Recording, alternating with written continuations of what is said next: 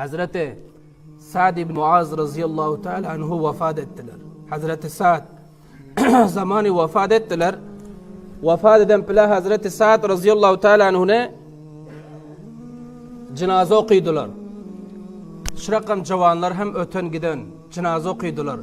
Ashab-ı kiram gördü Peygamberimiz aleyhissalatu vesselam ayağının ucunda gidip oturuyor. Peygamberimiz yaranları dur bilmedi. Soradı, ya Resulullah sallallahu aleyhi ve sellem, ökçağınız ağrıyor mu, topuğunuz ağrıyor mu dedi. Siz ayağınızın ucunda yürüyüp varıyorsunuz dedi. O fikir oldu ashab-ı kiramın.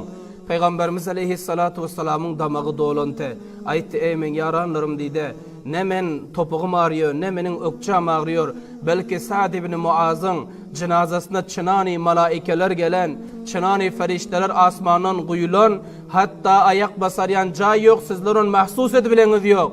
Men şunun için ayağımın ucunda gidip otin yürüyüp varıyorum dedi. Cay yok yürüyen deyip Peygamberimiz aleyhissalatu vesselam şöyle dediler. Karan kança bul mertebe bol, kança izzet bol. Derhal ki Sa'd ibn Muaz radıyallahu teala anhu 6 yıl ya 7 yıl İslam'da yaşantı. Şırakam bir cavan, şırakam bir enerji, şırakam bir musbatlık mın zindegisinde bartı. Ferişteler bir karar olup asmandan Allah'ın izniyle cinada şirket edenler. Peygamberimiz aleyhissalatu vesselam aytıyor. Hazreti Sa'd ibn Muaz'ı alıp bar gömdüler, defnettiler. Defn eden pillan Peygamberimiz aleyhisselam aytıyor. Hazreti Muaz defn bolondan soň Allahi Rabbul İzzet'in arşı 3 gün içil ağladı firakından. 3 gün içile. 3 gün içil Hazreti Sa'd'ı yatladılar. Ferişteler ki arşı götürüyor, bunlar ağladılar. Ana şırakam bir cavantı. Nereden boldu?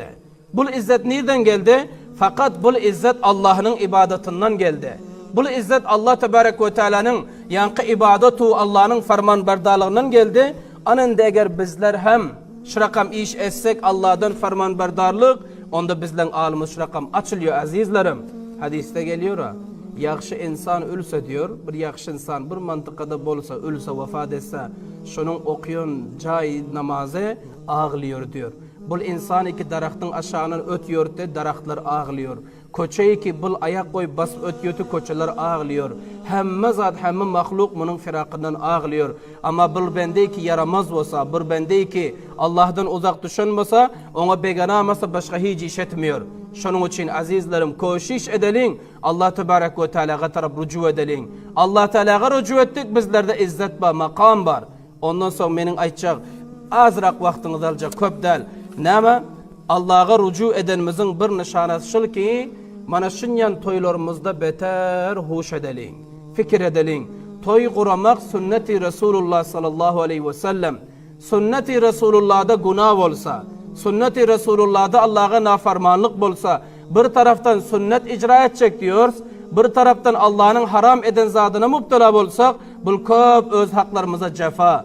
Şunun için hoş edelim, toyluk, hoşluk. Toy olsa insan begeniyor, gamginlik gidiyor ama dahili çavkatta. Allah Tebarek ve Teala'nın bendeliginde.